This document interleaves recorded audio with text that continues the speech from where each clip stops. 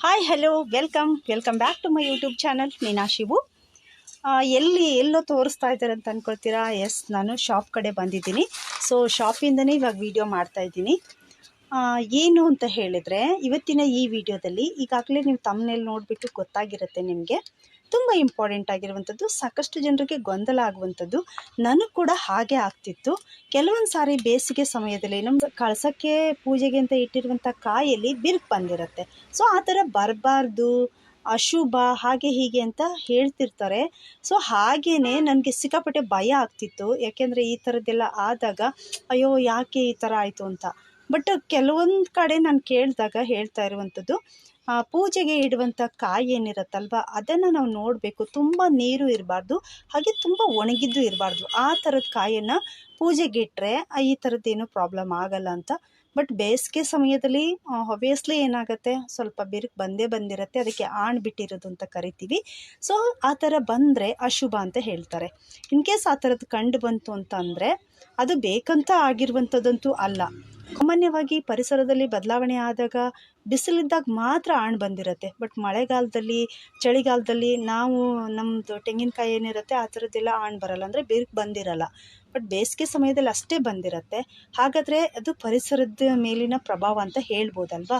So ಅದನ್ನು ಅಶುಭ ಅಂತ ಯಾಕೆ ಅಂದ್ಕೋಬೇಕು, ಪಾಸಿಟಿವ್ ಆಗಿ ತೊಗೊಳ್ಳೋಣ. ಬಟ್ ಪರಿಸರದಲ್ಲಿ ಬಿಸಿಲು ಜಾಸ್ತಿ ಇರೋದ್ರಿಂದ ಆ ಥರ ಆಗಿದೆ ಅಂತ ಅಂದ್ಕೊಂಡ್ಬಿಟ್ಟು ಸಮಾಧಾನ ಮಾಡ್ಕೊಳ್ಳೋಣ. ಬಟ್ ಆ ಥರದ್ದು ಕಂಡು ಬಂತು ಅಂತಂದರೆ ತಕ್ಷಣಕ್ಕೆ ನೀವು ಚೇಂಜ್ ಮಾಡಬೇಕಾಗತ್ತೆ. ಬಟ್ ಇವಾಗ ನಾನು ಹೇಳ್ತಾ ಇರುವಂಥದ್ದು, ನಮ್ಮ ಮನೆಯಲ್ಲಿ ನಾನು ನೋಡಿದ ಹಾಗೆ ಸುಮಾರು ದಿನದಿಂದ ಪೂಜೆ ಮಾಡ್ತಾಯಿದ್ದೀನಿ. ನಾನು ಕಳಶದ ಕಾಯನ್ನು ಇಟ್ಬಿಟ್ಟು ಪೂಜೆ ಮಾಡ್ತಾ ಇರುವಂಥದ್ದು. ಸೊ ಅದರಲ್ಲಿ ಮೆಳಕೆ ಬಂದಿದೆ. ಸೊ ಏನು, ಹೇಗೆ ಬಂದಿದೆ ಎಲ್ಲದನ್ನು ಕೂಡ ತೋರಿಸ್ತಾ ಹೋಗ್ತೀನಿ, ಬನ್ನಿ. ನಾನು ಕೂಡ ಪ್ರತಿನಿತ್ಯನೂ ಪೂಜೆ ಮಾಡುವಂಥ ನಮ್ಮ ಕಳಶದಲ್ಲಿನೂ ಕೂಡ ಮೆಳಕೆ ಬಂದಿದೆ. ಸೊ ಯಾವ ಥರ ಅಂತ ಹೇಳಿದ್ರೆ, ಅದನ್ನು ನಾನಂತೂ ಪ್ರತಿ ಶುಕ್ರವಾರಕ್ಕೊಂದ್ಸಾರಿ ನೀರನ್ನೆಲ್ಲ ಚೇಂಜ್ ಮಾಡಿಬಿಟ್ಟು ಮಾಡ್ತಾ ಇರ್ತೀನಿ. ಸೊ ನೋಡ್ಬೋದು ಎಷ್ಟು ಚೆನ್ನಾಗಿ ಬಂದಿದೆ ಅಂತ. ತುಂಬ ಖುಷಿ ಆಯಿತು ಅಂತ ಹೇಳ್ಬೋದು. ಇದು ನನಗೆ ಕಂಡು ಬಂದಿದ್ದು ಜನವರಿ 1ನೇ ತಾರೀಕಿಗೆ. ಜನವರಿ 1ನೇ ತಾರೀಕು ನಾನು ಪೂಜೆ ಮಾಡ್ತಾ ಇರಬೇಕಾದ್ರೆ ಅದು ಚಿಕ್ಕದಾಗಿ ಮೆಳಕೆ ಹತ್ತಿತ್ತು, ಕೈಗೆ ಹತ್ತಿಬಿಡ್ತು. ತೊಳಿತಾ ಇದ್ದೆ, ಆವಾಗ ಕ್ಲೀನ್ ಮಾಡ್ತಾ ಇರಬೇಕಾದ್ರೆ ಹತ್ತಿತ್ತು. ಆವಾಗ ನೋಡಿದೆ, ನಂಗೆ ಸಿಕ್ಕಾಪಟ್ಟೆ ಖುಷಿ ಆಗೋಯ್ತು.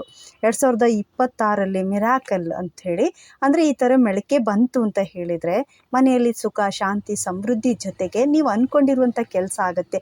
ನಿಮಗೆ ಸಕ್ಸಸ್ ಅನ್ನುವಂಥದ್ದು ಕಂಟಿನ್ಯೂ ಆಗಿ ನೀವೇನು ಅಂದ್ಕೊಳ್ತೀರೋ ಅದೆಲ್ಲದನ್ನು ಕೂಡ ಮಾಡ್ತೀರಿ ಅಂತ ಹೇಳ್ತಾರೆ. ಸೊ ಹಾಗಾಗಿ ನನಗೆ ತುಂಬ ಖುಷಿ ಆಯಿತು ಅಂತ ಹೇಳ್ಬೋದು.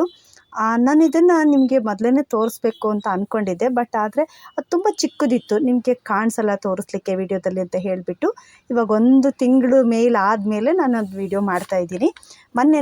ನಿನ್ನೆ ದಿನ ಶುಕ್ರವಾರ ಪೂಜೆ ಮಾಡುವಾಗ ಅದನ್ನು ನೋಡಿಬಿಟ್ಟು ವಿಡಿಯೋ ಮಾಡ್ಕೊಂಡಿದ್ದೆ. ಬಟ್ ಇವಾಗ ಅದನ್ನು ನಿಮ್ಮ ಹತ್ರ ಶೇರ್ ಮಾಡ್ಕೊಳ್ತಾ ಇದ್ದೀನಿ. ನಾನು ಯಾವ ರೀತಿ ಕಳಶವನ್ನು ಮಾಡ್ತೀನಿ ಅಂತ ಹೇಳಿದ್ರೆ, ಪ್ರತಿ ಶುಕ್ರವಾರಕ್ಕೆ ಒಂದ್ಸಾರಿ ನಾನು ಎಲ್ಲವನ್ನು ಕ್ಲೀನ್ ಮಾಡ್ಕೊಂಡ್ಬಿಟ್ಟು ಹೊಸದಾಗಿ ನೀರನ್ನು ತುಂಬಿಬಿಟ್ಟು ಮತ್ತೆ ಕಳಶವನ್ನು ಪ್ರತಿಷ್ಠಾಪನೆ ಮಾಡ್ತೀನಿ. ಈ ತೆಂಗಿನಕಾಯಿಯನ್ನು ಅಮಾವಾಸ್ಯೆಗೊಂದ್ಸಾರಿ ಅಥವಾ ಹುಣ್ಣಿಮೆಗೊಂದ್ಸಾರಿ ಹೀಗೆ ಚೇಂಜ್ ಮಾಡ್ತಾ ಇರ್ತಾರೆ.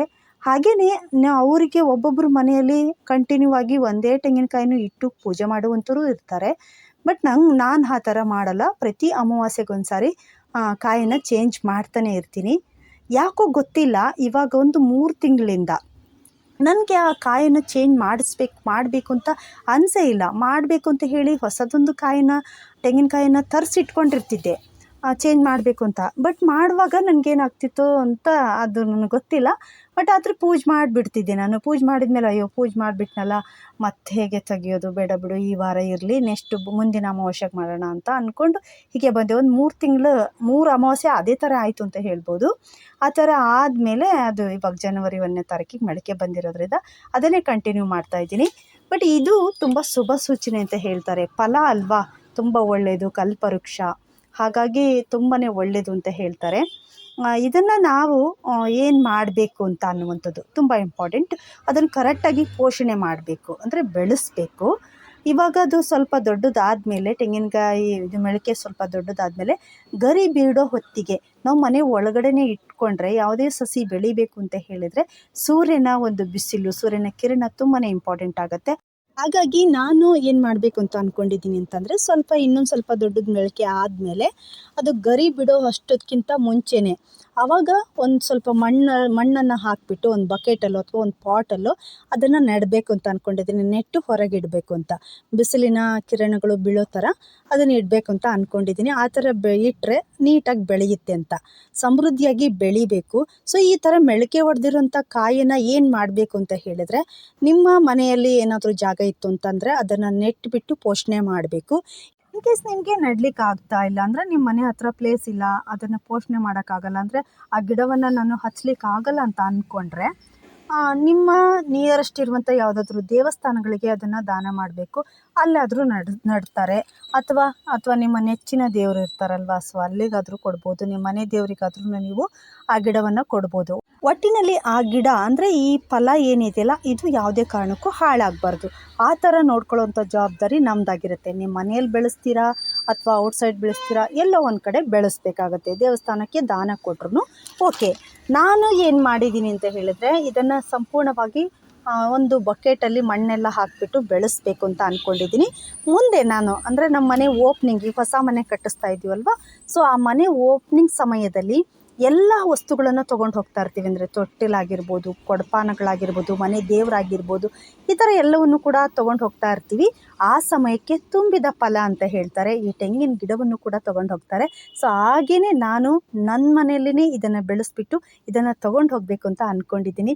ಸೊ ಎಲ್ರಿಗೂ ಕೂಡ ಈ ಥರದ್ದೊಂದು ಆಸೆ ಇದ್ದೇ ಇರುತ್ತೆ. ಹಾಗೆ ನಾನು ಮಾಡ್ತಾಯಿದ್ದೀನಿ. ಸೊ ನಿಮ್ಮ ಮನೆಯಲ್ಲೂ ಈ ಥರದ್ದು ಯಾವುದೋ ಒಂದು ಮೊಳಕೆ ಬಂದಿರೋಂಥ ಗಿಡ ಇತ್ತು ಅಂತಂದರೆ ಅದನ್ನು ನೀವೇನು ಮಾಡಿದ್ರಿ ಅಂತ. ಸಾಮಾನ್ಯವಾಗಿ ಇದು ಎಲ್ಲರ ಮನೆಯಲ್ಲೂ ಕೂಡ ಒಂದಲ್ಲ ಒಂದು ಸಮಯದಲ್ಲಿ ಕಳಶದಲ್ಲಿ ಏನಾಗಿರುತ್ತೆ, ಕಾಯಿ ಬಿರುಕು ಬರೋದಾಗಿರ್ಬೋದು ಅಥವಾ ಮೊಳಕೆ ಹೊಡೆಯೋದಾಗಿರ್ಬೋದು, ಈ ಥರದ್ದು ಹಾಗೇ ಆಗಿರುತ್ತೆ. ಸೊ ನಿಮಗೂ ಈ ಥರದ್ದು ಏನಾದರೂ ಅನುಭವ ಇದ್ದರೆ ಖಂಡಿತ ಶೇರ್ ಮಾಡ್ಕೊಳ್ಳಿ. ಮನೆಯಲ್ಲಿರುವಂಥ ಕಳಸದಲ್ಲಿ ಏನಾದರೂ ಮೊಳಕೆ ಹೊಡೆದಿದ್ರೆ ಅದನ್ನು ಪಾಲನೆ ಮತ್ತು ಪೋಷಣೆ ಮಾಡಿ.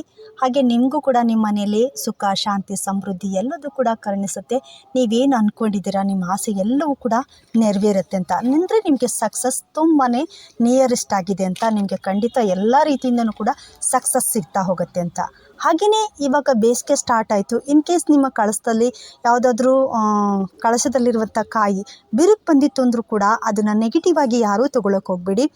ವಾತಾವರಣದಲ್ಲಿ ಸ್ವಲ್ಪ ಚೇಂಜಸ್ಮೆಂಟ್ ಆಗಿರೋದ್ರಿಂದ ಕಾಯಿ ಬಿರುಕು ಬರುವಂಥದ್ದು ಕಾಮನ್ ಅಂತ ಅಂದ್ಕೊಂಡು ಸ್ವಲ್ಪ ಆ ಥರ ಥಿಂಕ್ ಮಾಡೋಣ. ಏನೇ ಆದ್ರೂ ಕೂಡ ಅದನ್ನು ನೆಗೆಟಿವ್ ಆಗಿ ತೊಗೊಳ್ಳೋದು ಬೇಡ. ಏನೇ ಬರಲಿ, ಏನೇ ಆಗಲಿ ಅದನ್ನು ಪಾಸಿಟಿವ್ ಆಗಿ ಸ್ವೀಕಾರ ಮಾಡೋಣ. ಸೊ ಆವಾಗ ನಾವು ಯಾವ ಥರ ಥಿಂಕ್ ಮಾಡ್ತೀವೋ ಆ ಥರನೇ ನಮ್ಮಲ್ಲಿ ಕೂಡ ಒಂಥರ ಏನೋ ನಮ್ಮ ವಾತಾವರಣನೂ ಕೂಡ ಹಾಳಾಗುತ್ತೆ ಅಂತ ಹೇಳ್ಬೋದು. ಕೆಟ್ಟದಾಗಿ ಯೋಚನೆ ಮಾಡಿದರೆ ಕೆಟ್ಟ ರೀತಿಯಾಗಿ, ಒಳ್ಳೆ ಥರ ಯೋಚನೆ ಮಾಡಿದರೆ ಒಳ್ಳೆ ರೀತಿಯಾಗಿ ಆಗ್ತಿರತ್ತೆ. ಸೊ ಹಾಗಾಗಿ ನಾನು ಹೇಳುವಂಥದ್ದು, ಇನ್ ಕೇಸ್ ಬೇಸಿಗೆ ಸ್ಟಾರ್ಟ್ ಆಯ್ತಲ್ವ, ಬೆರುಕು ಬಂದಿತ್ತು ಅಂತಂದರೂ ಕೂಡ ತಲೆ ಕೆಡಿಸ್ಕೊಳ್ಳೋಕೆ ಹೋಗಬೇಡಿ. ಕಂಡ ತಕ್ಷಣವೇ ಕಾಯಿನ ಚೇಂಜ್ ಮಾಡಿ ಮತ್ತೆ ನೀವು ಪೂಜೆ ಸ್ಟಾರ್ಟ್ ಮಾಡಿ. ದೇವರಿಗೆ ಬಿಟ್ಬಿಡಿ, ಏನೇ ಆದ್ರೂ ಕೂಡ ನೀನೇ ನೋಡ್ಕೊ ಅಂತ ಹೇಳಿ ದೇವರಿಗೆ ಸಂಪೂರ್ಣವಾಗಿ ಬಿಟ್ಬಿಡಿ. ಅಷ್ಟೇ ಅಂದ್ಕೊಳ್ಳೋಣ. ಅದರಿಂದ ಕೆಟ್ಟದಾಗತ್ತೆ, ಅಶುಭ, ಹಾಗೆ ಹೀಗೆ ಅಂತ ಅಂದ್ಕೊಳ್ಳೋದು ಏನು ಬೇಡ ಅನ್ನುವಂಥದ್ದು ನನ್ನ ಒಪಿನಿಯನ್. ಯಾವಾಗಲೂ ಪಾಸಿಟಿವ್ ಆಗಿರೋಣ, ಪಾಸಿಟಿವ್ ಆಗಿ ಯೋಚನೆ ಮಾಡೋಣ, ಪಾಸಿಟಿವ್ ಆಗಿಯೇ ಎಲ್ಲದನ್ನು ಕೂಡ ಏನೇ ವಿಷಯ ಇದ್ದರೂ ಕೂಡ ಅದನ್ನೇ ಸ್ಪ್ರೆಡ್ ಮಾಡೋಣ. ಓಕೆನಾ? ಹಾಗೆಯೇ 4ನೇ ದಿನದ ಗಣೇಶನ ಪೂಜೆಯನ್ನು ಕೂಡ ನಾನು ಮಾಡಿದ್ದಾಯಿತು. ಅದರ ಜೊತೆಗೆ ಮ್ಯಾನಿಫೆಸ್ಟೇಷನ್ ಮತ್ತು ಅಫರ್ಮೇಷನ್ ಎರಡೂ ಕೂಡ ಮುಗಿಸ್ಕೊಂಡೆ ಅಂತ ಹೇಳ್ಬೋದು. ಸೊ ಇದಿಷ್ಟು ಇವತ್ತಿನ ವಿಡಿಯೋ ಆಗಿತ್ತು. ವಿಡಿಯೋ ಸ್ವಲ್ಪನಾದರೂ ಇಷ್ಟ ಆಗಿದ್ದರೆ ಒಂದು ಲೈಕ್ ಕೊಡೋದನ್ನು ಮರಿಬೇಡಿ. ಹಾಗೆ ಯಾರಾದರೂ ಸಬ್ಸ್ಕ್ರೈಬ್ ಮಾಡದೆ ವಿಡಿಯೋ ನೋಡ್ತಾ ಇದ್ದರೆ ಇವಾಗಲೇ ಸಬ್ಸ್ಕ್ರೈಬ್ ಮಾಡ್ಕೊಳ್ಳಿ. ಓಕೆನಾ? Thank you.